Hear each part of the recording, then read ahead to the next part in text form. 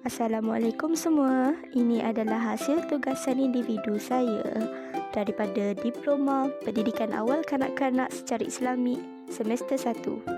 Kod subjek DKK 2113 iaitu Falsafah, Sejarah dan Konsep Pendidikan Awal Kanak-Kanak. Nama diberi Siti Nuraisyah binti Zulkifli. Nombor matrik PID 23082 yang akan membincangkan tentang tokoh Islam yang bernama Imam Al-Ghazali.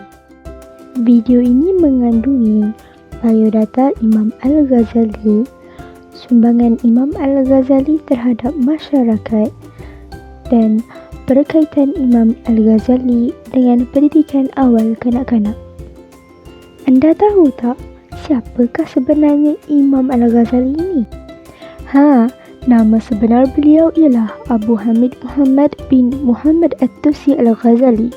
Gelaran yang diberi kepada beliau ialah Al-Ghazali, Abu Hamid dan Hujatul Islam.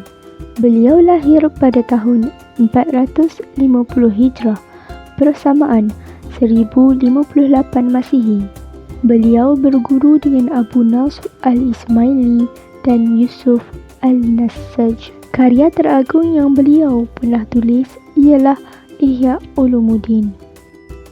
Imam Al-Ghazali telah memberi sumbangan kepada agama, iaitu telah menjadikan tasawuf sebagai sebahagian Islam Ortodoks. Beliau menghembuskan nafasnya yang terakhir pada 14 Jamadil Akhir tahun 505 Hijrah bersamaan 19 Disember 1111. Anda nak tahu lebih lanjut tentang beliau? Mari kita teruskan. Imam Al-Ghazali berasal daripada keluarga yang tidak bermastautin. Bapanya mempunyai keinginan yang kuat untuk anaknya menjadi orang yang alim dan warak. Akhirnya, Imam Al-Ghazali berkembang menjadi seorang ulama, pemikir, ahli falsafah Islam yang sangat menonjol dan banyak menyumbang kepada perkembangan kemajuan manusia.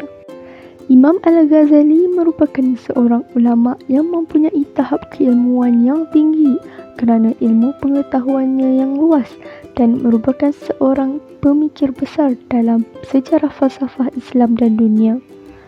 Dalam ilmu fiqah, beliau bermazhab Syafi'i.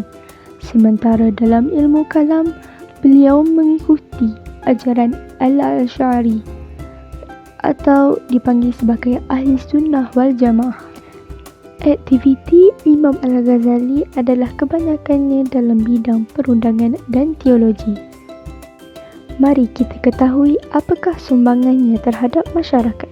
Imam Al-Ghazali memberi sumbangan kepada masyarakat yang sehingga sekarang melalui penulisan karyanya yang berjumlah sebanyak 28 buah buku keseluruhannya.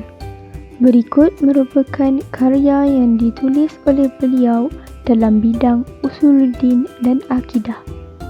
Seterusnya, karya dalam bidang usul fiqah, falsafah dan tasawuf.